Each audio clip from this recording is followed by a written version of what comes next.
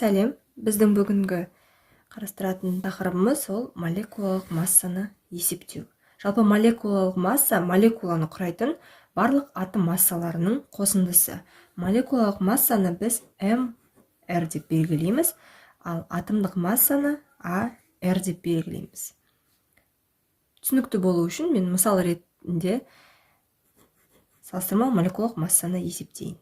Ол үшін кез келген бір қосылысты аламыз. Ең әуелі AR-лерін жазамыз. Салыстырмалы атомдық массаны біз периодтық кестеден аламыз.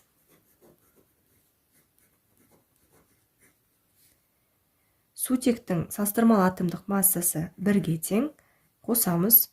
Хлордың салыстырмалы атомдық массасы 35,5-ге тең.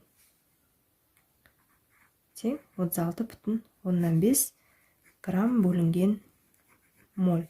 Салыстырмалы молекулалық массаның өлшем бірлігі грамм бөлінген моль. Түсінікті болу үшін тағы бір мысал келтірейік. Мысалы H2SO4 күкірт қышқылын алайық. Бұл жерде бізде сутек 2. Сол үшін AR-дың алдына X-ан жазамыз. Қосамыз. AR күкірт S. Қосамыз. Оттек бізде 4, сол үшін 4 алдына жазамыз. AR оттек. Енді есептейік. H2SO4 шығады. 2 көбейтілген 1 қосу. Күкірттікі бізде 32-ге тең. Қосу 4 көбейтілген оттектің атомдық массасы 16-ға тең.